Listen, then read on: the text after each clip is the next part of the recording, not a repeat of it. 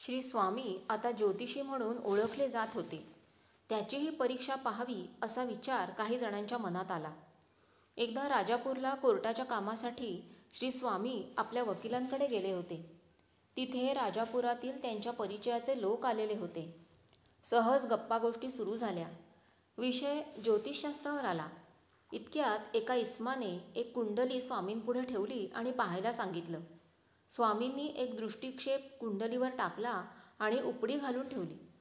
तो गृहस्थ म्हणाला, काही सांगितलं नाही? स्वामी म्हणाले, सांगायचंय काय?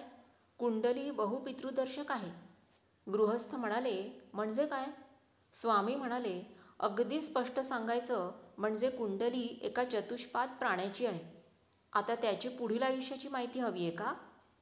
गृहस्थ निरुत्तरच झाले, कारण स्वामींची परीक्षा बघण्याकरता एका नवजात वासराची कुंडली मांडून ती स्वामींना बघायला सांगितली होती. एक शेतकरी कुटुंबातील स्त्री आपलं कानातील काही लहान दागिना हरवला त्याबद्दल प्रश्न विचारायला आली होती. श्री स्वामींनी पंचांग पाहून सांगितलं की पाणवठ्याजवळ पडलंय. ती स्त्री म्हणाली, नाही हो, सकाळपासून तिथली ती जागा आम्ही सर्वांनी अनेक वेळा पुन्हा पुन्हा धुंडाळली, पण काही मिळालं नाही. त्यावर स्वामी म्हणाले, जिथे भांडी घासता तिथे राख आहे. त्याच्या जरा मागच्या बाजूला वडाच्या पानाखाली आहे. जा बघ आणि मिळाल्यावर सांग. त्याप्रमाणे ती गेली, शोधलं आणि नेमका त्या ठिकाणी दागिना मिळाला. हे वर्णन कुठल्या पंचांगात असतं ते मात्र कधी समजलं नाही.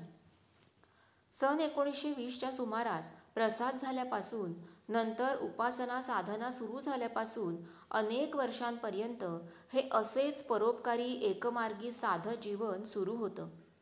तीच कडक उपासना पद्धती, तोच काटेकोर आचार. आता 1929 साली सद्गुरू आरूढ स्वामींचे संदेशानुरूप फक्त कोर्टात जाणं, खटले दावे लावणं चालवणं थांबवलं होतं. या काळात पांगरे येथे देखील त्या काळच्या अनेक साधकांनी सत्पुरुषांनी भेटी दिल्या. काही गुरुबंधू भेटले. त्यात मसूरकर महाराज, श्री विष्णुबुवा पटवर्धन व इतर अनेकांचा समावेश आहे. या साधू संतांच्या भेटीतून संदेशवहनामुळे स्वामी आता अडलेल्या लोकांना अंगारा दोरा वगैरे देऊ लागले. त्यांचा गुण देखील सर्वांना खात्रीपूर्वक येत असे. एकदा स्थानिक रहिवाशांपैकी एक ब्राह्मण कुटुंबात काही धार्मिक व इतर कार्य होतं. खेडेगावच्या प्रथेप्रमाणे मदतीसाठी ओळखीपाळखीची नातेवाईक मंडळी जमली होती. त्या दिवशी घाईगर्दीमध्ये घरच्या यजमानबाईंचा सोन्याचा दागिना आंघोळ करण्याच्या ठिकाणी चुकून राहिला. दुपारपर्यंत आठवणच झाली नाही, पण नंतर पाहतात तो बेपत्ता झालेला. सर्वांकडे चौकशी केली, पण काहीच उपयोग झाला नाही. एव्हाना कृष्णभाऊ स्वामी प्रश्न बघतात आणि त्यांची सर्व भाकितं खरी ठरतात असा सर्वत्र बोलबाला झालेला होता. म्हणून दुसरे दिवशी घरातील प्रमुख स्वामींकडे आले. सर्व हकीकत सांगितली. प्रश्न विचारला. स्वामी म्हणाले, दागिना आपसातील स्त्रीचे हाती लागलाय, लवकरच मिळेल. पृच्छक निघून गेले. 2-4 दिवस झाले तरी काही थांगपत्ता लागेना. म्हणून ते परत स्वामींकडे आले आणि आपल्या उत्तराप्रमाणे अद्याप काही दागिना मिळाला नाही. देवदेव करून भोळ्या माणसांना नुसतं झुलवता. कसली उपासना आणि काय?